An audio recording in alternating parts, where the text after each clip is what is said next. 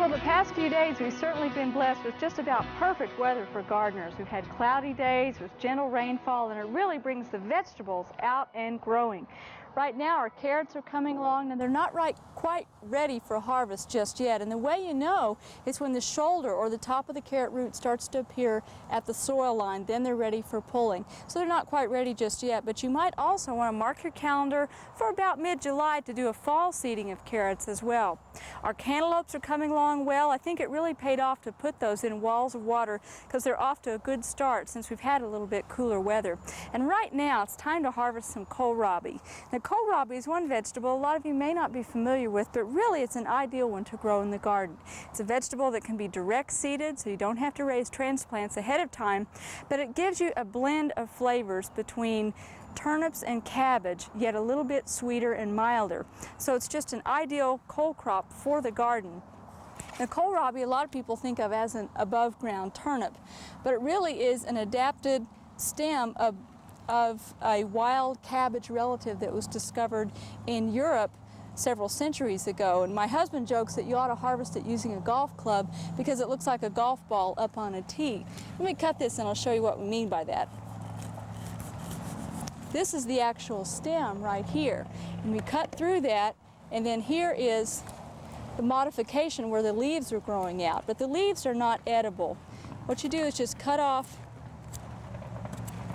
the leaves around the edge, and if it's this size or smaller, and I usually tell people harvest kohlrabi when it's about the diameter of a tennis ball or smaller, then you can pretty well cut the whole thing up in salads and eat it just like that. If it gets too large, you'll need to peel this skin away because it'll be really tough and pithy. But that's about it on kohlrabi. It's very easy to grow, and you can certainly sow some more for the fall, just like we did with the carrots. But back here we have one that's really gone a little haywire, and this is what happens if you forget about it and leave it during some really rainy weather. Let me just cut these leaves away and I'll show you. We can have kohlrabi that ends up splitting in the center. And that's really not very edible. There's a lot of it that's lost because the center part is very tough and pithy. And so you certainly want to watch it as it develops and make sure that it doesn't overgrow the site where it is. And usually that happens in really wet, rainy weather. We have one here that's almost a little too large to harvest. We're going to go ahead and put these in our basket and cut them up for a salad, and we'll certainly get this one out of the garden. Then we have one last one back over here. I'll just show that before I cut this one. And it's not quite ready for harvest. If you can see that, it's still just a little too small, not quite developed. But I bet within about a week that too will be ready for harvest. So be sure that you try kohlrabi in your garden. As I mentioned, you can sow the seed probably in about mid-August would be a good time to direct seed in the garden for a fall harvest. And you can also have a very easy to grow cole crop that's beautiful as well and very, very tasty in salads. And when I'm done here, even though this is an easy one to grow and fairly pest-free, we have some onions that are just giving us fits, and it's an insect problem that I imagine you have in your garden as well. Last fall at this end of our raised bed gardens, we put in a planting of garlic and onions, and believe it or not, it got cold enough that some of them were killed out. But those that remain are growing real well, except for an insect problem that probably affects just about anybody in Oklahoma who tries to grow these. And in fact, it's a very common onion and garlic pest, and that's the thrips or onion thrips. And the damage it causes are these little pale flecks on the foliage, and they cause the foliage to look very yellowed. And when that happens, the plant's not able to make food very efficiently, and the upshot is you end up with a very low harvest. Now, the thrips is a tiny, tiny insect. You probably cannot see it with the naked eye unless you look really close. A 10-power hand lens would help make a believer out of you, though. It's kind of like looking for spider mites. This is a very long, skinny little insect, and the way it damages is it has a rasping type mouth part, and it scratches the surface, and then plant juices come up to the surface and it takes a drink, and the resulting damage is this pale appearance. You can see that on this garlic right here.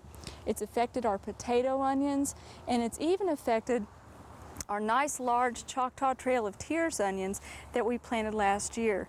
The control for onion thrips is pretty simple though. You can use insecticidal soap.